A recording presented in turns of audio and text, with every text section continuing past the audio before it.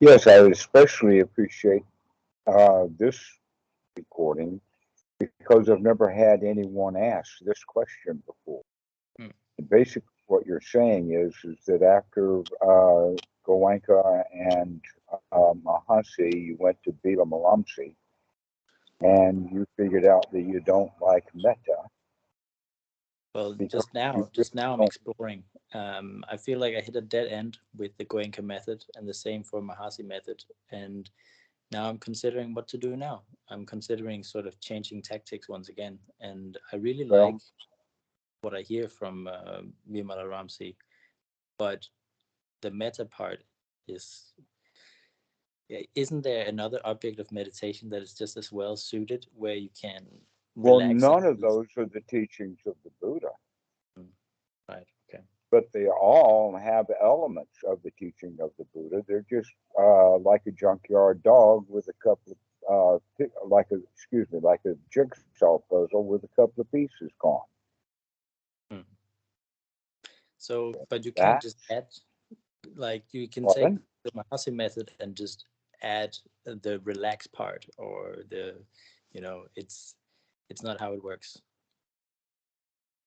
Well, what do you mean by adding the relaxed part? So if you just note whatever is going on, you may note it, but not actually release it and relax and smile to it necessarily. But you could do that, and then everything would be fine, and you don't have to think every. Actually, what you're talking about is then, have you ever heard of the 16 stages of insight? Hmm. Comes out of the Sutta Maga, but Mahasi got interested. It's in TMI. It's well known. Jack Cornfield, in fact, gave it the name The Dark Night of the Soul. Are you familiar with such a document, 16 Stages of Insight? Yeah, and I did get a lot of inspiration from Daniel Ingram in the past, and he was my first introduction to that. All right. Well, you do know that there is step 6, 7, 8, 9, 10, and 11 in that. I know. Okay. And then there's step 12, which would be the Eightfold Noble Path, which is what the Buddha teaches. And look how long and hard the Mahasi method with that 16 stages of insight, including going through hell, they put themselves through before they actually get on to the path. And look at the actual step before that. And that is a redoubling of the right effort. But before that, we go through fear, disgust, misery, despair. Uh, Despair is a big one. And with despair, then a strong longing to get out of that, followed by a redoubling of the effort, and then into the Eightfold Noble Path. But You familiar with that redoubling of the sequence? effort, that's, I haven't heard Well, that I'm before. adding that. That's good. Yeah. Yeah, I have to So what? start taking the right effort. In fact, that's the problem. The reason that people get themselves into hell is because they're noting the hell. A little bit of hell at a time until you wind up with a great big pile of it. One of the ways that I talk about it is everybody with the Mahasi method starts to understand the city dump. And then when they get good at the Mahasi method, they live in their own city dump.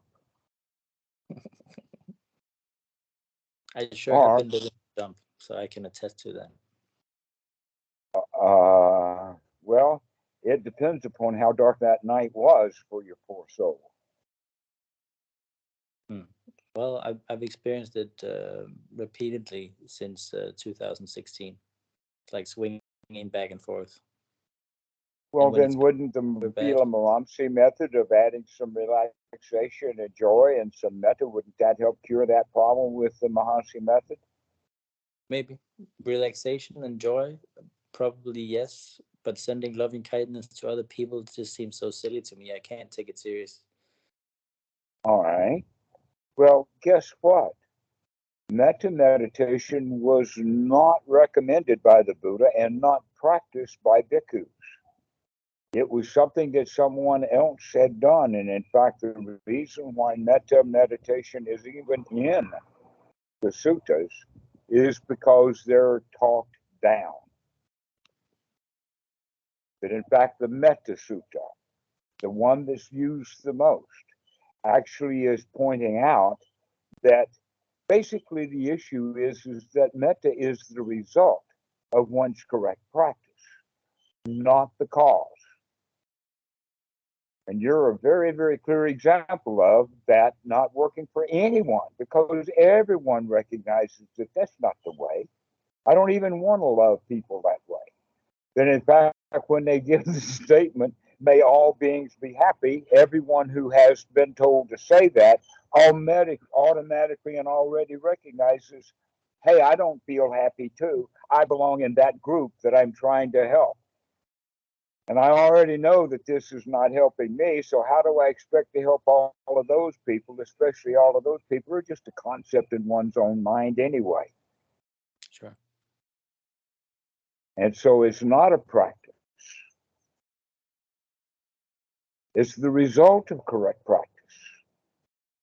It's one of the many results of correct practice. And so you could then say, well, what is then the correct practice? And the answer to that would be getting your own mind straightened out, getting yourself into what is referred to as sama area samadhi, the right organization, right unification of mind. When you've got your shit together, you can deal with other people easily. And so long as you keep slinging your shit all over the place, you're a crowd, you're scattered. Right? And so, in a way, because we don't like ourselves very much, we don't like anybody very much. And this is the human condition. And in fact, well, the reason that you don't like yourself very much is because you do a lot of criticism. You know that because you've been doing the Mahasi method. You've been noticing your criticisms for a long time. You kind of got sick of it. Well, that I've been doing my whole life. I actually got better, I think. But yeah, I know about that. All right. And with the Goenka method, much of what you get there is just sensory awareness out of the body, which is actually a very good thing to do. Then, in fact, Mahasi's method actually kind of woke you up to what a pile of shit your mind carries around. And the Goenka method kind of points out how out of touch we are with the body. So both of those are aspects of what the Buddha teaches. Yeah. But what they're all missing is the Eightfold Noble Path. That's what's missing. In the metta meditation, there's a little bit of the Eightfold Noble Path, but not exactly. With the Mahasi, there's a little bit of the Eightfold Noble Path, but not exactly. And when I say the Eightfold Noble Path, actually what I mean is method. When we think of the word path, we think of a bicycle path or a footpath or a pathway or a parkway or something, and we can use the word way and understand that that means that I can do it right here, right now. But when we talk about a path, it sounds like it's going to take for years to get there. And so it's much better to understand the Eightfold Noble Path as a puzzle that's right in front of us. Or another way of saying it is, yes, but that puzzle, the pieces are scattered all over the place, and all I have to do is just put the puzzle together, one piece at a time, until I begin to see things really clearly. When we see things really clearly, then we can begin to develop more skills. And this is what the noting method is supposed to be teaching, but they're not teaching it correctly, and so there's a couple of pieces missing out of that puzzle that you're doing.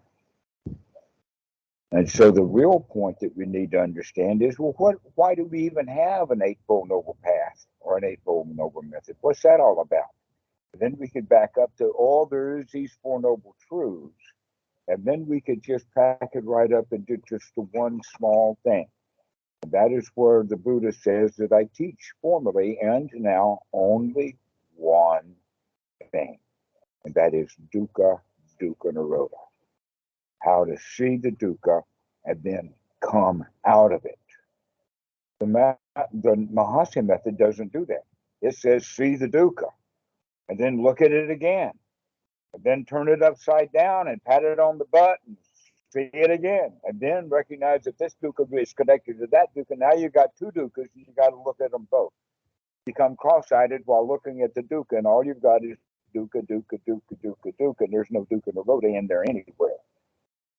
The real teaching of the Buddha is immediately dukkha-nirodha, to see the dukkha and step out of its way.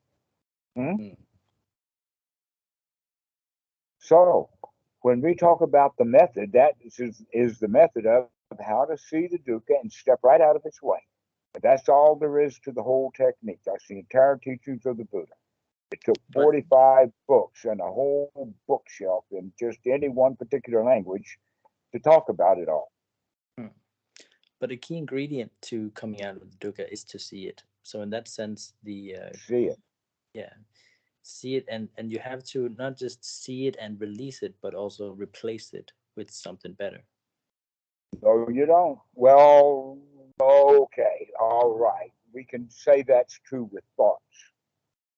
That you can you can better the thoughts that you're having. But what we want to do is to change the dukkha to sukha. Dukkha-nirodha is sukha. So if you're saying replace the dukkha with something, a better thing to say is, no, we're going to just turn it right upside down. I didn't get that. Because dukkha, never mind, we'll just run right through. Dukkha has the quality of being unsatisfactory. And yet in English, it's been translated into suffering. But really what it means is unsatisfactory. But in Pali language, there is a word that is opposite of that, satisfactory. The name of that word is actually in the Pali, sukha. And Kwam Suk in Thai is happiness, pleasure. And when you have a choice, you're either going to be in dukkha, which means some sort of displeasure that we can call pain for a moment, or you can be in a state of pleasure. Your choice. Why do we continuously choose to be dissatisfied and unpleased with things? I mean, you've already told me you don't like people, and you don't even want to like them. Right? So you're choosing dukkha right there. Yeah, I have thought a lot about that. I think, when you are miserable, it's like you actually want to be miserable and you want to be right about being miserable. Right, I'd rather be right than happy. Something like that. Yeah. Okay. So that means then that there may be some resistance to coming out of the dukkha. Once we understand it, we may not want to leave it. We may be quite satisfied with being dissatisfied, which is kind of a conundrum. And that people turn that one upside down too, in the sense of practicing and having joy, but it's not enough joy. So they've got something satisfying, but it's not satisfying. So you can either have the joy or the satisfaction and top it off with dukkha, or you can pile a lot of satisfaction on top of the dukkha. That seems to be the two choices, as opposed to just turning the whole thing upside down. Okay, so how do we do that? Is we recognize that if we have any feelings of fear, we can change that into the feeling of not fear, feeling safe and secure. But in fact, we need to practice being safe and secure, because we mostly have been practicing being unsafe and insecure our whole lives, starting at the point of birth and going forward from there. Most children spend their whole lifetimes terrified. And when we grow up, we're still terrified. We've just gotten so used to it that we don't recognize that we spend most of our time feeling terrified. But we do have words for it, like panic attacks or anxiety, stress, tiredness. But really, the base of all of that is fear. And in fact, anger. Generally, what anger is wanting to feel powerful on top of the fear. We actually feel terrified. So one of the things we actually want to practice then is to start feeling safe, to turn that dukkha upside down. Start feeling safe. This is part of the reason why the Buddha recommends go to the forest, go to the foot of a tree or an empty hut or a pile of straw, basically to get away from everyone, get into seclusion, to get away. So then that you can start to get away from all the stuff that you brought with you when you went into the forest, like thoughts of the city, etc. Sure. And so we need to spend that time getting away from all of the dangers so that we can cultivate a feeling of safety.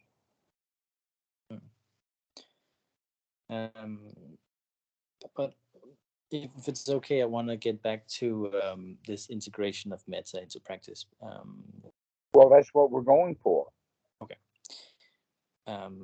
Because everybody feels afraid, and everybody doesn't want to make friends with everybody. No one wants to practice metta as a practice. Some people can make themselves feel really good by doing that. But basically what we're getting around to then is may all beings be happy the way I do now. How good. I wish that everybody felt as good as I do now. But what is that everybody? Is that just a mental conceptualization, or it is the real world that you're in? Right now, in the real world that I'm in, there are 3 sleeping dogs, and not much more than you. And that's okay, all. So may all the beings right here be peaceful and content. Guess what they are? Well done. And so this is a way of understanding that it has to do with the way that I feel. That's the I that's in there, is beginning to recognize that you can, in fact, stop being critical of the world only when you stop being critical of yourself on the inside. You have to learn to put away the critical thoughts. One at a time as they arise in the moment. This thought, this is what the noting is about. It's not just to note that thought, but the very noting itself actually has a relative that they kind of miss. And that is that the Buddha said at one point, early in this practice, and it became a very important quality of putting the whole thing together, is a little statement, aha, I see you, Mara. Aha, I see you, Mara, is actually the noting, except that we don't note what it is. We note it with whatever English language word that it has without really seeing clearly that this is an unwholesome, dangerous thought. And when we see that as an unwholesome, dangerous, inappropriate, harmful, perhaps cruel thought that we're having, then we can say, wow, I can think better thoughts than this. That's where we begin to change the mind, gladden the mind, brighten the mind up, bring the mind out of the sewer, or take a shower and feel clean for a moment. This is the practice of anapanasati as well as the actual practice of the the eightfold noble path. And that is to wake up and see not just the dukkha, but what causes it. And then immediately drop it like a hot potato, and you will be in the third noble truth right then and there. What is that third noble truth? The state of sukha, the state free from dukkha. That's all the Buddha is actually working with. So we have this eightfold noble method to do that. And that is both mindfulness, which Goenka, and in fact, all of them have mindfulness up to a point. And then with mindfulness, we mean sati, right? Noble sati, to really wake up, see what's going on, is number 2. Right, noble looking. And once we open our eyes, literally, metaphorically, we open Wake up and smell the coffee is basically what we're talking about. And what is that coffee? The air that we're breathing. Take a deep breath. Wake up. So Goenka is better, but both of them are kind of missing in the sense that the Buddha actually teaches that sati, to be mindful that you're breathing long on an in breath and mindfully breathing long on the out breath, which means we've got to put some effort into it, which is the third aspect of the Eightfold Noble Path. And that is right noble effort, which is missing in both of them. In fact, Goenka changes right noble effort into strong determination. I'm misunderstanding it, because what we mean by right noble effort is to change it immediately, right here, right now. To change that unwholesome thought into a wholesome thought. And the Anapanasati Sutta is talking about gladdening the mind, brightening the mind. In the Satipatthana Sutta, that they all are so, let us say, base their practice on, in the Sutta number 10 in the Majjhima Nikaya, they talk about, in the Dhamma Nikaya section of the book, about the hindrances. And the hindrances are the first thing to go. There's many sutras that talk about this, that we have to throw the hindrances out, and yet somehow or another, the Mahasi method misses step number one of the whole practice. That is removal of the hindrances. So the student will ask, well, what do I note then? And the answer is, note what's there. We have to immediately push the wrong button so that it goes ooga or something like that, to say, no, you do not note just what's there. You actually need to then take the right effort to know what it actually is, in the sense of, is this worthwhile having right now? Is this thought wholesome or not? Is this a hindering thought, or is this a fulfilling thought? And if it's a hindering thought, we remove it. Aha, I caught you, Mara. And we throw that thought out. And this is step 10 of the Anapanasati Sutta. Mm-hmm. And to be very specific about how to do this, so the way I would describe it is, when something feels either tight or uncomfortable, you throw it out by relaxing and releasing. And okay, that's really, really good for a very, very rank raw beginner. We need to see that stuff that tightens you up. We need to see the thoughts that are beyond, that happen very quickly. We need to see the conversation that you were having that made you feel that way. Okay. To really begin to look at what's happening in the mind. And we do that with working with the body first. Yes, we do, in fact, look at how we feel in the body, but that's only a trace, or let us say, the footsteps of the crime scene. Okay. Got to really check the mind. And how we do that is by guarding each thought that comes, as we remember.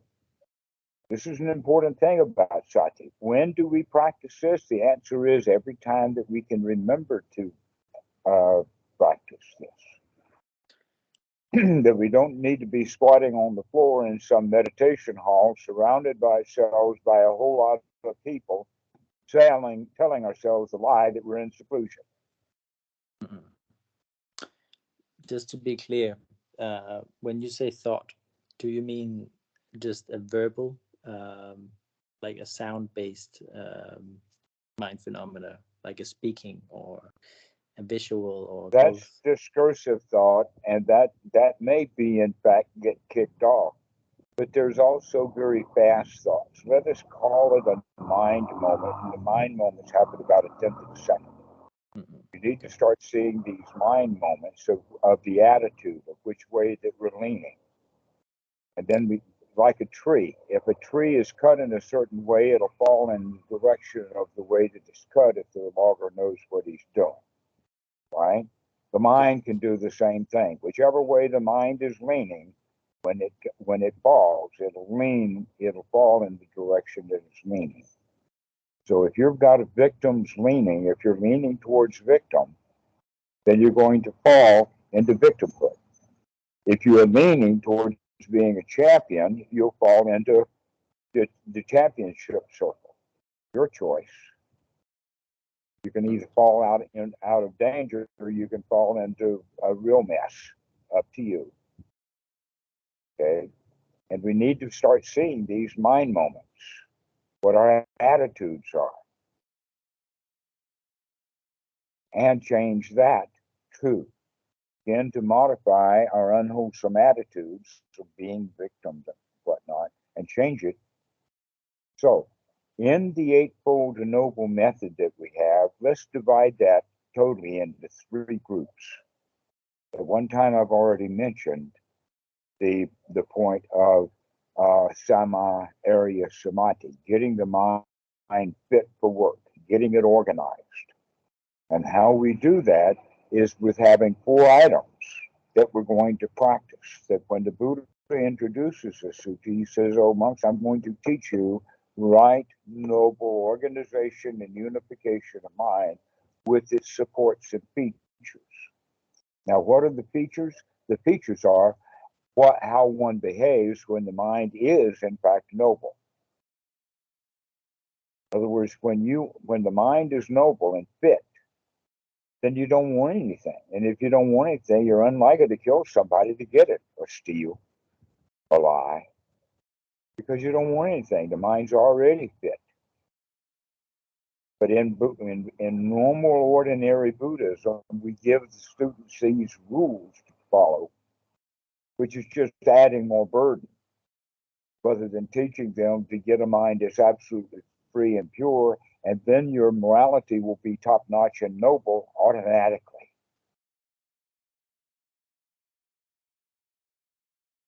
So now let's look at those 4 items on the list, which we've already started looking at. In fact, we've already talked about all 4 of them. So let's go back over them again. Right, noble, sati, to wake up completely, not just a little bit.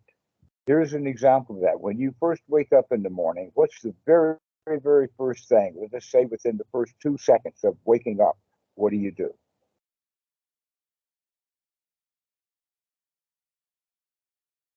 I open my eyes. Do you? Or do you go into the body with the body awareness? Here the body is. The first thought is, this is the body. Sure. Positions of the body. All right. Okay. But the first thought is not the same way that it would be if you were in boot camp when the DI comes busting in the room banging his cane. Everybody jumps out of the rack within a couple of seconds, right? But you don't do that. You lay in bed for a while. So what do you do in bed before you wake up? Actually get up, because the real waking up, in fact, doesn't happen until you do get up. When we wake up, we say, okay, it's time to get up. Until we wake up, or we can wake up when we get up. But when we lay there in bed, we're not really awake yet. But we are awake a little. Okay, I want you to use these 2 points about sati, that we can wake up to what we're doing, but we got to wake up enough to get out of it. So that's the right effort, is to get up, to wake up and get up. What do we get up? The mind. What do we get it out of? The rotten mess that we've been laying in. Mm-hmm. And this is what we do over and over again, those 3 things. Sati, wake up. Look at the mess we're in, recognize that we are conscious, we are awake, and this is what we see. And in this case, smell. In this case, yucky all over the body. And then we can take the right effort to get up out of there and go take a bath. Right? And then number 4 is something new. We have to do this over and over and over again, taking the effort, and as we do, taking the right effort to change the mind from an unwholesome thought into a wholesome thought, we're also beginning to slightly change the attitude just a bit, nudging it along. And what is the nudge? Confidence. If I did it once, I can do it again. So we start recognizing that I can do this. I can, in fact, take control of the mind and change it from something unwholesome to something wholesome. To take a deep breath and relax. Do this over and over and over again and be mindful and start watching that we can, in fact, throw out the dukkha and become satisfied. We can, in fact, see any fear and let it go. Let it go means recognizing that there's nothing to be afraid of. And so as we practice this and see and begin to feel fearless, because we're telling ourselves there's nothing to be afraid of, we're comfortable and safe and secure. Comfortable is really important. I'm surprised that Goenka didn't figure that out. He wants strong determination, and nobody is going to be comfortable doing that. But the Buddha talks about comfort, safe and secure and comfortable, because only when you're comfortable can you feel satisfied. When you're uncomfortable, you're dissatisfied for sure. No one has that much control of their mind right from the very get-go. That's a deep training. So we have to get ourselves comfortable. Once we get comfort and safe and secure, now we can become satisfied. Safe, secure, comfortable, and satisfied. And guess what? Satisfaction is exactly opposite of being dissatisfied, to dukkha. There we go. That's sukha for you, is being satisfied as well as safe and comfortable. No problem. But okay, so this touches upon where I'm getting at with, couldn't you do something else rather than metta? Because when I look up Vimalaramsi's Do this, style, do this, do this, not metta. Do what I'm saying to do, is to look at your own mind, wake up, see what unwholesome thoughts are there, and throw them out. And gain the confidence that you can throw out unwholesome thoughts, including I hate metta. That's just yeah, another unwholesome thought. yeah, You but don't even know what it is. But one no, thing that you know is that you don't like people, and there's also parts of yourself that you don't like. And so what we're actually beginning to practice is starting to like yourself the way that you are by having some wholesome thoughts about yourself. To stop having critical thoughts about how bad things are and how bad those people are, into having thoughts about how nice things are and how okay you are with those people, whether they're decent human beings or not. Most of them are not decent human beings. Most of them are crooks, felons, dressed up, but everybody has a price, so they say. Okay? And we all go around lying to each other about how my price is really high when in fact most of them are pretty low. That in fact we'd sell our soul to the devil for just another thought. So our price is pretty low. So that's humans. We're all scoundrels. I don't blame you for not liking them. I just don't care myself, because I know that it doesn't matter whether I like them or not. I'm not going to be able to change them. I don't even want to do that. They're kind of amusing the way that they are. If they were all as happy as I am, what a boring place this human race would be. So let them have at it. The question is can you stop beating on your own mind and take a rest. Enjoy yourself. Change. That's what this is about. This is a change model. And when people get the idea that they can't change, and now they're going into magical fairylands about reincarnation and rebirth and the heavens and hells and all of that kind of long-lasting stuff, when we're talking about right here, right now, you've got a choice. You can either feel good or feel bad. Wakey, wakey. Your choice.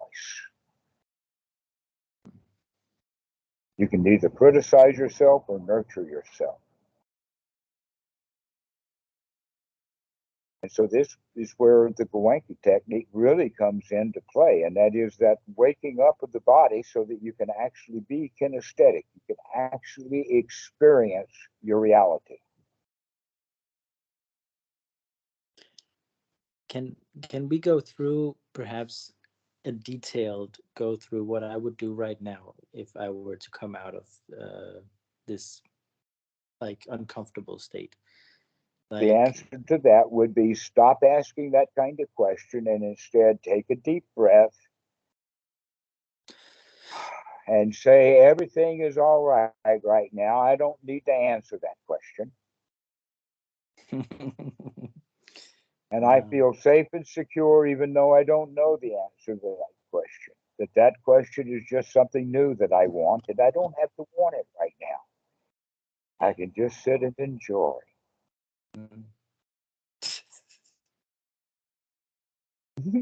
It's that easy. It really is. So am I done?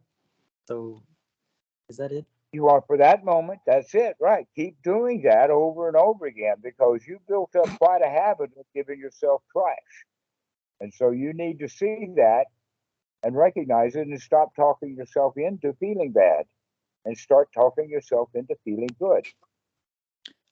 But I also I need can't to see. think of a more simple, beautiful way to say it is to stop talking yourself into feeling bad and start talking yourself into feeling good, which means stop having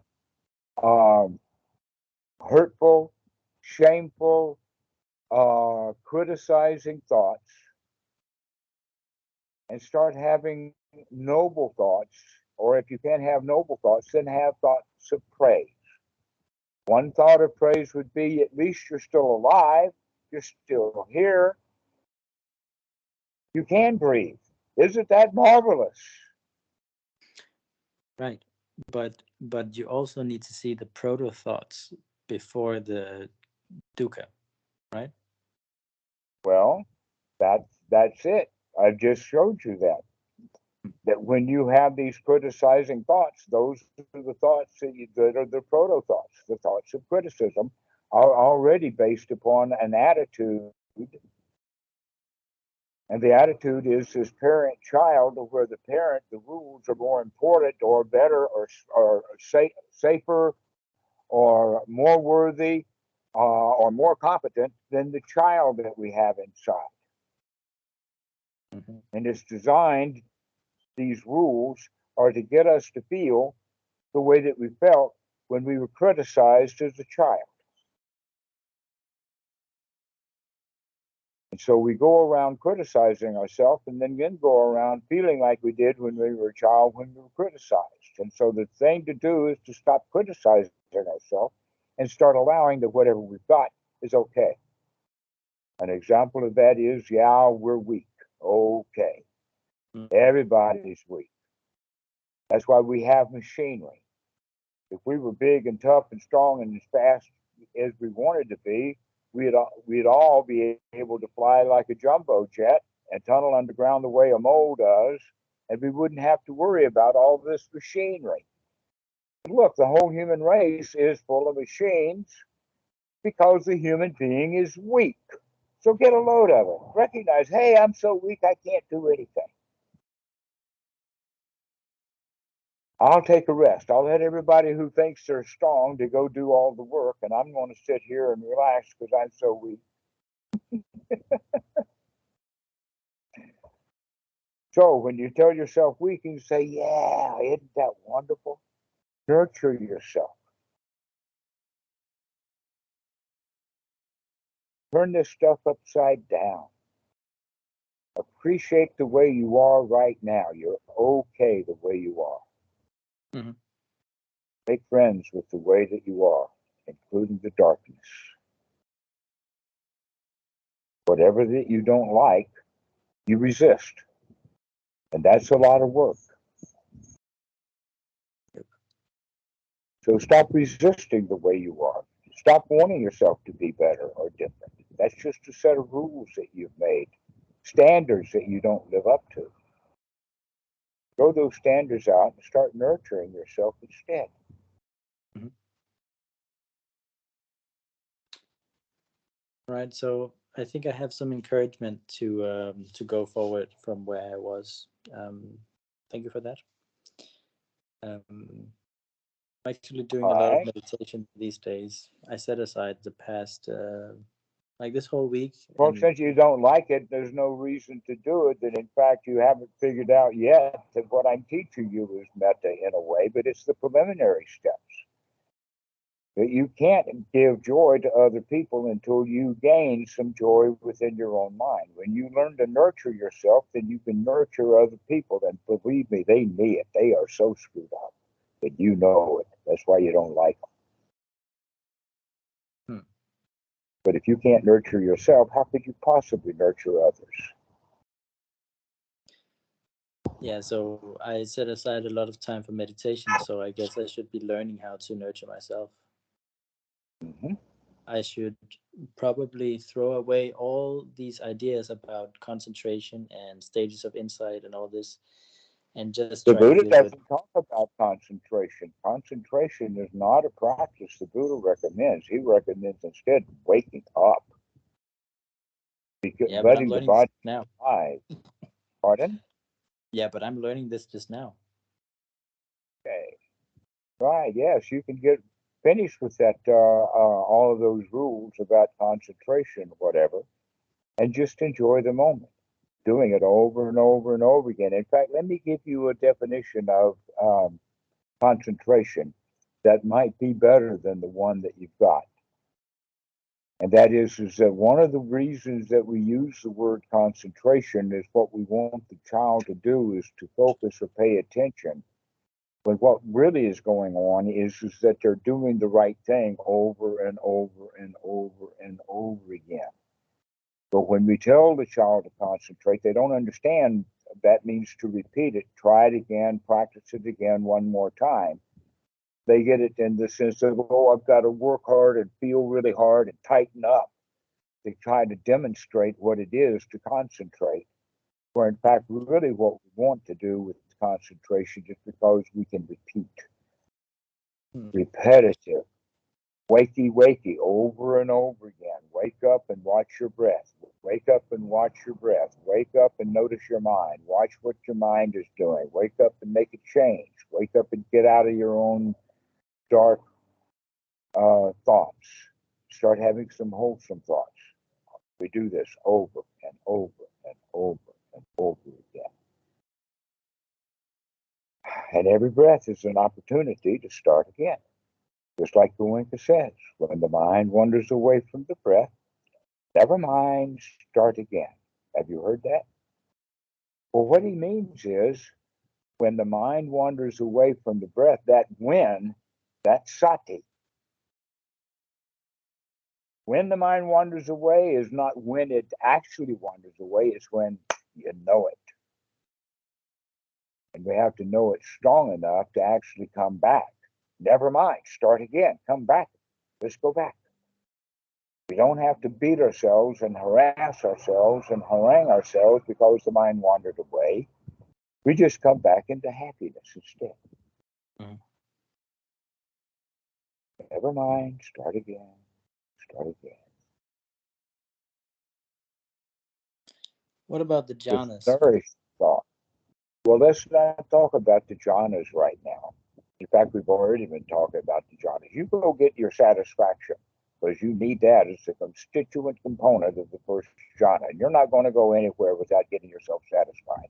And so long as you're asking questions, you're just satisfied. I caught you. Yeah. Um, I see you furrowing your brow and starting to ask questions again. instead of Yeah, sitting and just satisfied. I've been worried about what to do, how to practice. So I guess the answer is worry about it later, or learn about it later. Or don't worry about it all. That you've already Mm. got enough. What do you need? You only need these points of the Eightfold Noble Path, this group of things, to come immediately out of the dukkha into the sukha by practicing it over and over and over and over again. Yeah. And every time you do, you get the benefit. And every time you do, you're building confidence just a little bit. We'll see. Mm-hmm. Until you get the lion, knowing that you can do this, no matter how polluted the mind gets or what obstructions it has, you can get out of it. You can come back. Okay. So when the mind wanders away from the wholesome, never mind, start again. Yeah. All right. I'll go do that. All right, go practice. Go have fun. Enjoy it. You have a new toy to play with. What, the joy? Pardon? The joy? Or what do you mean? Yeah, enjoy yourself. I mean, there you are sitting on the floor. Why should you feel bad when you could feel good? It's your choice. Hmm. Yeah, maybe it is. Yeah. So boringly simple. Mm-hmm. Start having happy thoughts.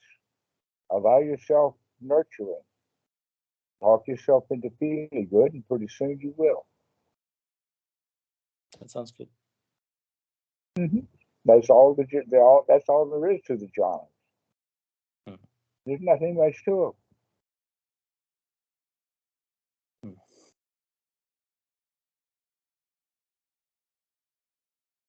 All right. Okay. Well, we'll see you later. Yeah, I will. Take care. When are you going to call back? When I'm going to call back? Yeah, when are you going to call? Um, I don't know. Depends on how it goes. Hopefully, I'll never call you because I'm too happy. All right. But Oh, but that's the best reason to call. is it? Okay. Well, Yeah. well, I don't It's know. all about friendship. How if you can't make friends with someone who is really good at making friends, then how can you make friends with yourself who is not very good at making friends?